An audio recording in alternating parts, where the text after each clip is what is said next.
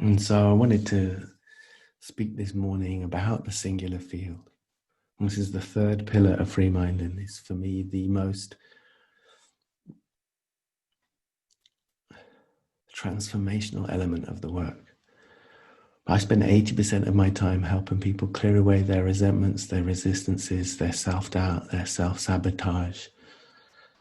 Because until that's resolved, it's really, really hard to experience the singular field in this loving, connected way.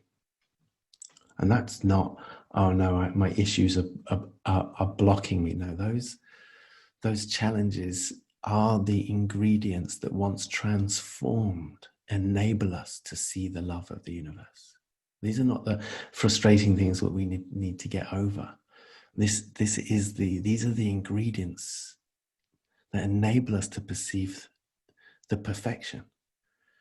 It's when we transcend, we move from this idea that we have been cursed or broken or damaged, although hugely challenged, when we can move from that perspective and see that we're an integral part of consciousness evolving, and we've inherited a certain packet of puzzling pain to dissolve with our truth and our love.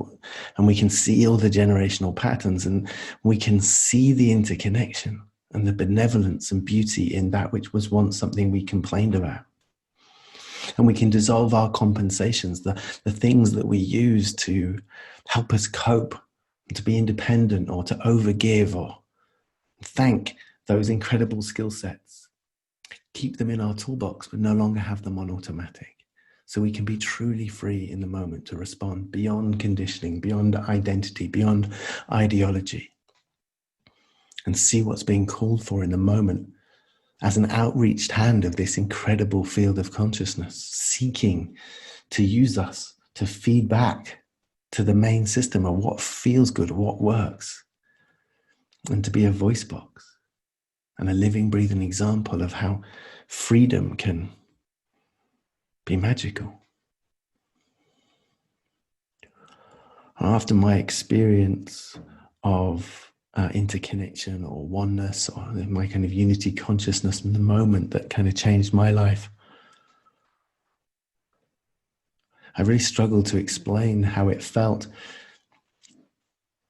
And when I heard from friends of friends that I discovered God, which was strange because I was still an atheist. I'd been brought up as an atheist.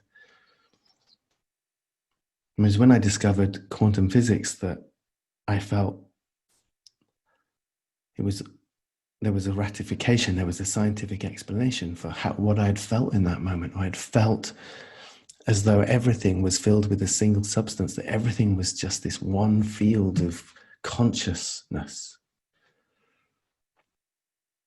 And that the seeming separation was an illusion, and that was home. And in that moment, I experienced myself with just extraordinary amounts of unconditional love and happiness, the likes of which I'd never experienced before. And I'd been looking for happiness in all the wrong places, in all the wrong ways. And the most amazing thing about that love and happiness was it wasn't added. Just for a moment, I felt myself without any sense of fear or any sense of inadequacy. And that love and that happiness was there, titanium pure, untainted, totally untouched by the traumas of my past.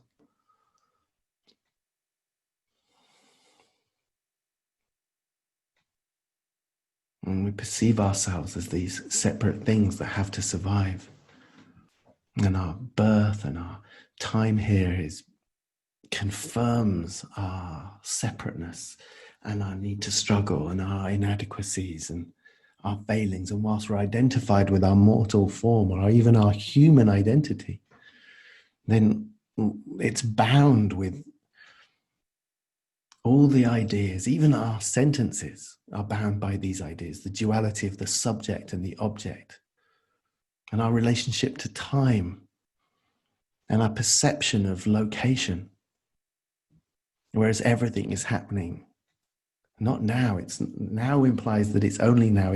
There is just this ever expansive eternity of experience, which is ongoing, perfectly balanced. and is aware of itself non-locally. And this is what subatomic physics started to prove. It started to talk about things in terms of ever expressed and knowing. And scientists have proven that across great distances, matter has a knowingness of itself and maintains balance across great distances, non-locally. So that electrons and photons are not communicating to each other across some network of communication, and through cause and effect, it's instantaneous. That the balance is maintained on either side of an atom or either side of a galaxy.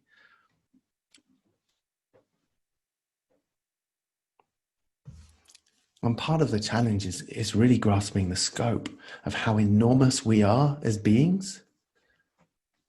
The amount of atoms in us is mind-blowing.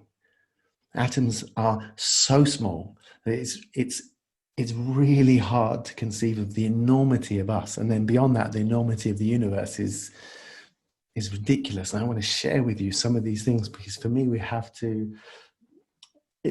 the scientific explanation of the singular field is, for me, the most beautiful, practical, pragmatic access point for spirituality for people that don't want to believe in a bearded God sitting in a throne in the sky. And so if we wanted to see atoms with our naked eye, we would, if we took an orange and we would have to expand that orange hugely to be able to get the atoms big enough to be able to see them with our naked eye. And so if we wanted to do that, we would need to expand the orange to the size of the Earth, 25,000 miles in circumference. And if we were able to expand an orange to that size, the atoms would be the size of cherries. So just think for a moment. Like how many cherries it would take to build a model of your house. And how many cherries it would take to build a model of London. And then just think about making a ball which is 25,000 miles across in circumference, a ball the size of the Earth, and making that in cherries. It's just, that is how many atoms are in an orange. Just the figure with zeros is pointless because it just doesn't make any sense to us. We throw these figures around with zeros without any comprehension of their enormity and the difference that an extra zero makes. And we get so used to it, we've become numbed to the enormity of numbers. There hasn't even been 1,000,000 days since Christ was born. Not even 1,000,000 days.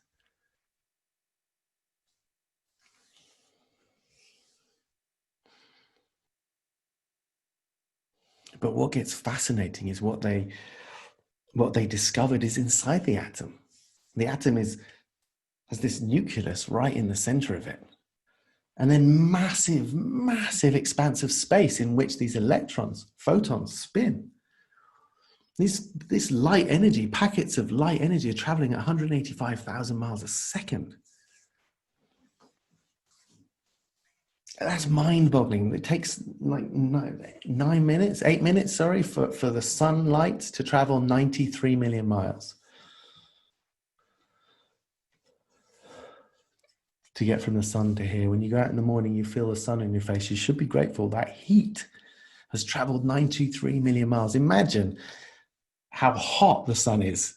For it to travel 93 million miles across space, take 8 minutes and to land, and it's just the right temperature to make your skin just kind of toasty.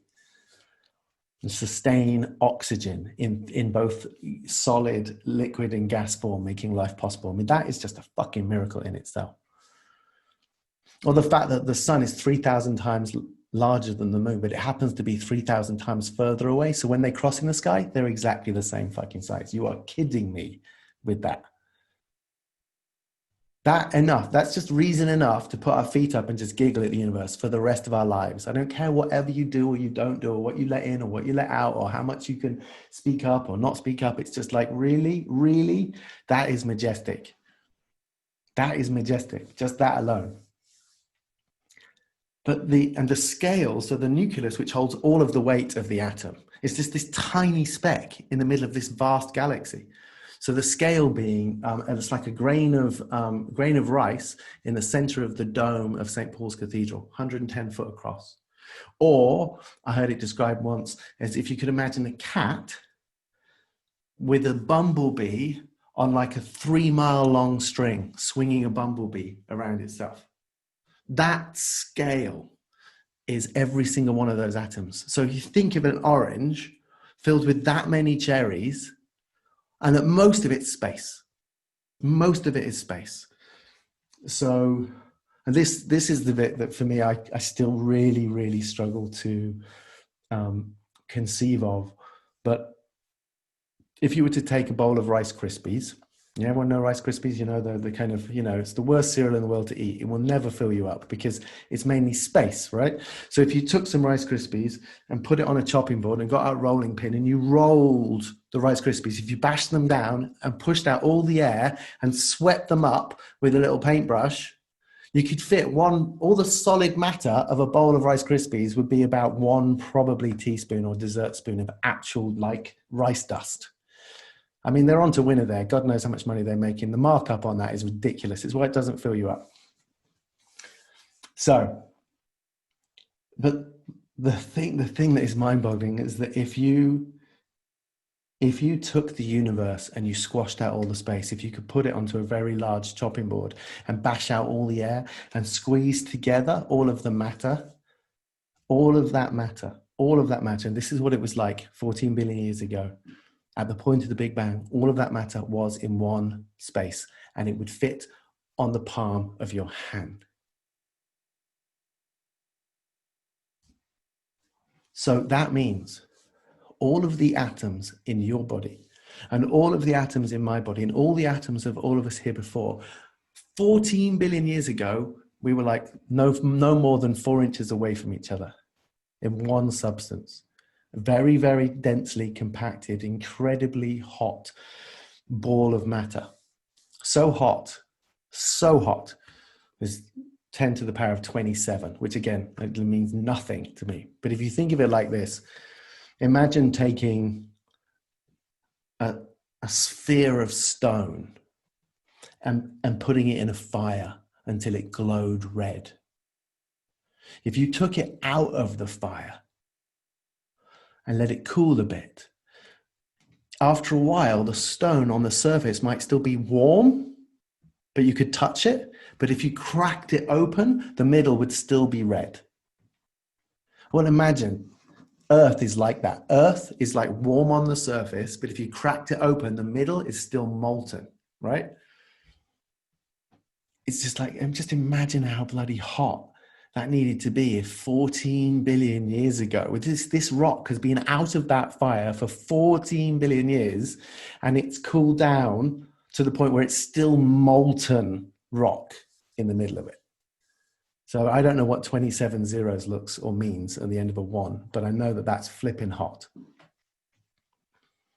And again, a total miracle that this planet would exist close enough to a sun, but just long enough away from that ridiculous heat to have cooled down so that we can sustain life on it.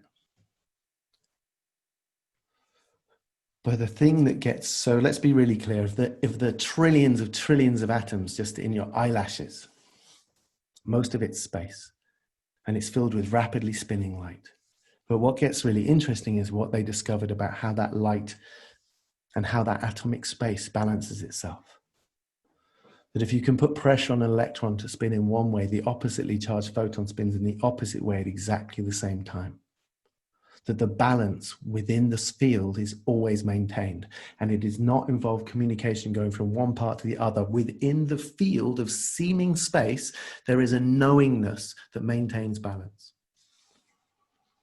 And it's true of the trillions of atoms in every one of your eyelashes and every part of every planet. Everything is filled with this rapidly spinning light energy. They can split a photon and send it down a track, an electrical track. And at the end of that track are gates where a photon can randomly go left or right. And they put 1,000 of these gates. And if you send one photon down and then another photon, they go left, right, left, right. And every single time, the randomness, the differences are extraordinary. No single photon ever goes the same way through this maze. But if you split a photon, send half one way and half down the opposite direction, and at the end is exactly the same choices, that split photon, at every turn, and left and right, it takes exactly the same turns. This is what they're calling quantum entanglement. It's what the spiritualists called omnipresence, omniscience. You are rapidly spinning superconscious light energy. Every part of you is traveling at 185,000 miles per second. Your perception of yourself as a separate entity. If we were to take an electron microscope and move across through your walls, through the air in your room, through your chair, through your back, through all of your organs, at the atomic level, it would just look like the Matrix. There'd be no difference between the atoms in the air, atoms in the wall. There would be no way of telling you apart. We are ice cubes in water, imagining ourselves separate. And this is, for me, was the most incredible ratification of what I'd experienced firsthand, that we are a part of a singular field of conscious energy that is aware of itself. And the most amazing news is, you are the divine. But so's the carpet, so's the walls, so's everything you touch, everything you see. This is about love at continuous sight, not love at first sight, love at continuous sight. Everything you can see and everything you can look at is just pure gold. Unfortunately, we are a sensory cell. And we are a sensory cell of the singular mind of the universe with one brilliant capacity. We can store sensory data in a chronological order. And over time, that gives us a sense of a separate entity. The fact that we can store sensory data in a chronological order gives us a sense of an ongoingness as a sensing object.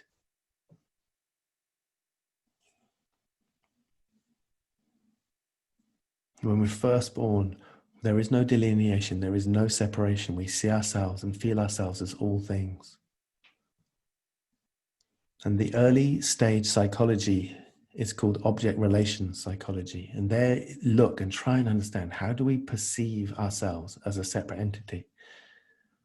And the understanding is that actually it's as we interact with food, and as we interact with the mother of the bottle or the breast, it's something is going from what appears outside to what appears inside. And in that eating, we develop a sense of ourselves as a separate object.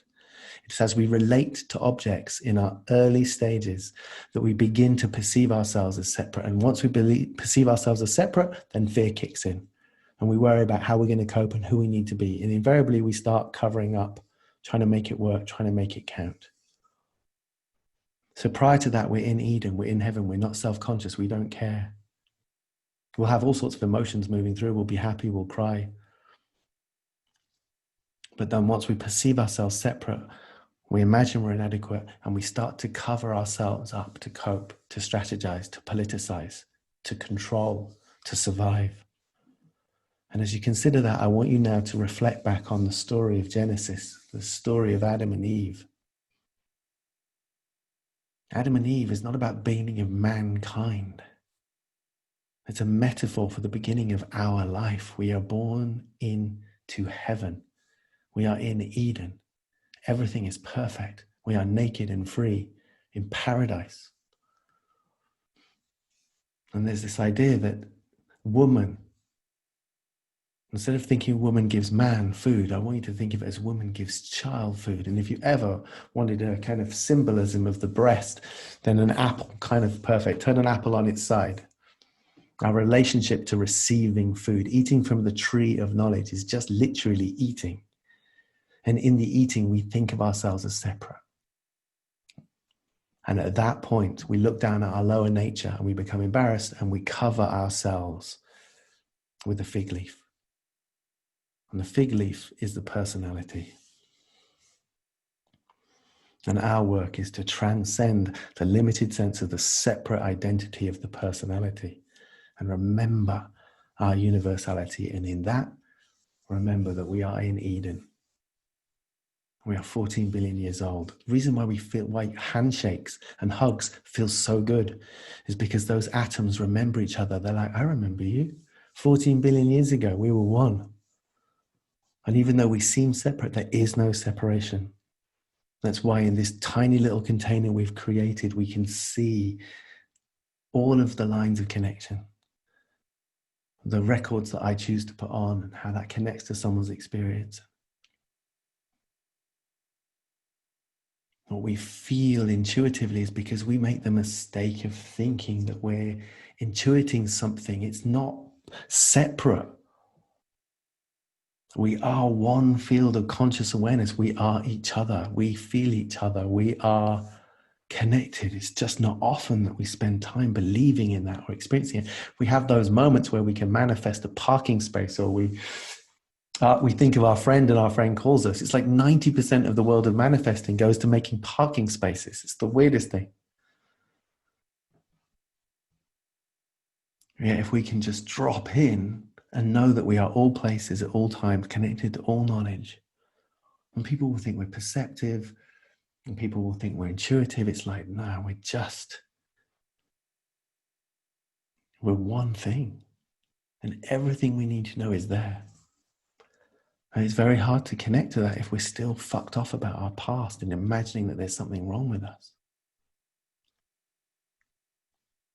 And so our work here is to find those moments, to love that inner child, to help them through. But also it's so much more powerful if we can see that when we're not that identity. We can choose our story when we realize it's not ultimately, it's just an aspect of one aspect of ourselves. And with one foot in the eternal, one foot in the universal, we realize it's so much easier to be at peace with our death when we realize there really isn't death. I want you to consider this for a moment. You were not grown in your mother's womb. No womb has the ability to create cells. They have a blueprint for what cells are like. And then they have blood supply. And the blood supply sends protein strings, molecules, trillions of atoms. And it gathers, the cell filters, gathers atomic structure, fattens its walls until it can afford to split, and then it splits. That's not growing. You weren't grown in your mother's womb, you were collected. And the most amazing thing is, if you run into anybody who you haven't seen for 10 years, something like 80% of your atomic structure is completely changed.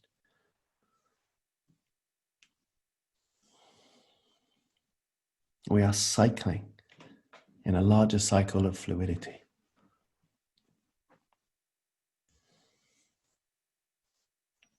And with that one foot in the eternal, we transcend our mortality. We rest in our universality. All of the spiritual teachers of the past all talked about everlasting life, but it's not somewhere that we go to afterwards. It's that the truth is we are in the eternal now. And heaven or hell is available to us in this moment. Our job now is to tear off the fig leaf and realize that we haven't left Eden. It's just our perception of ourselves as separate and inadequate that blocks our ability to feel it. But every time we put our feet on the ground, every time we take more than a minute to eat one strawberry, or for me, working in this way, using these tools to bring people back to this light, to see this connection, to see the message, to open their eyes so the universe can communicate through song, through dance, through interaction. Every moment the universe is reflecting back to us. How self-loving are we? How unconditionally self-loving are we? Whilst we hold back from ourselves, it will hold back from us, not to punish us, but to reflect to us. How much more loving of ourselves could we be? How can we dare to close our hearts?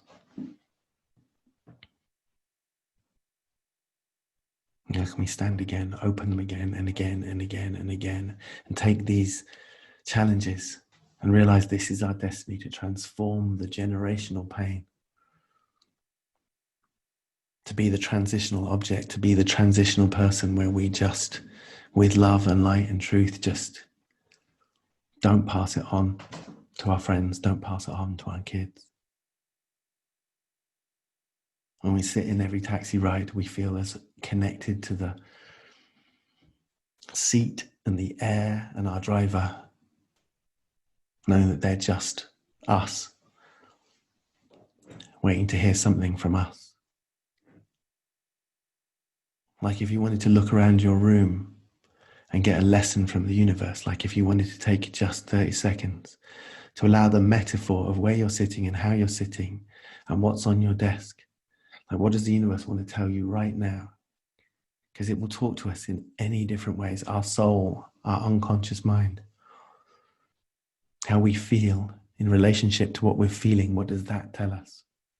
The messages are everywhere.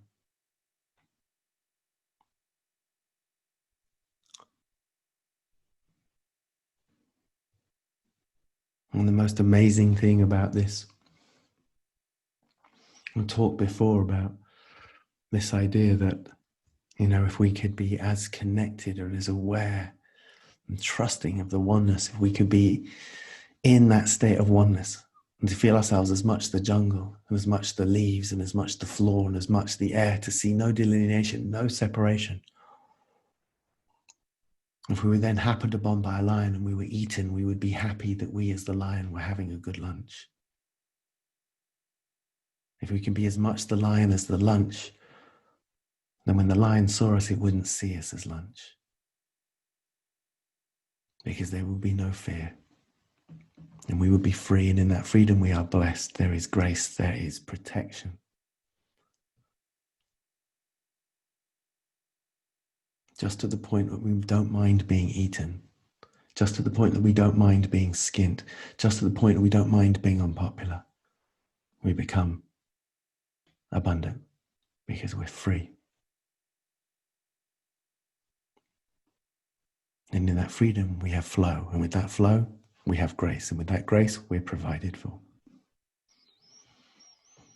And every day, we can remember and forget. That's why it's a spiritual practice, because it's not a one-time thing. We're living in a world of duality, so that the divine can remember itself through us as us. You could take a moment just to reach out and touch your desk in front of you or the walls and just know that you were connected to these atoms 14 billion years ago. They were less than 3 inches from you. Everything you can see. Just take a moment to feel love for what seems inanimate. It's rapidly spinning light energy. It looks like a solid desk or feels like a solid chair. It's just light. And your heart is the heart of this singular field, and it knows it. It's been trying to show it to you for years. And yet our parents and our education system, weird workplaces, just strip us of that.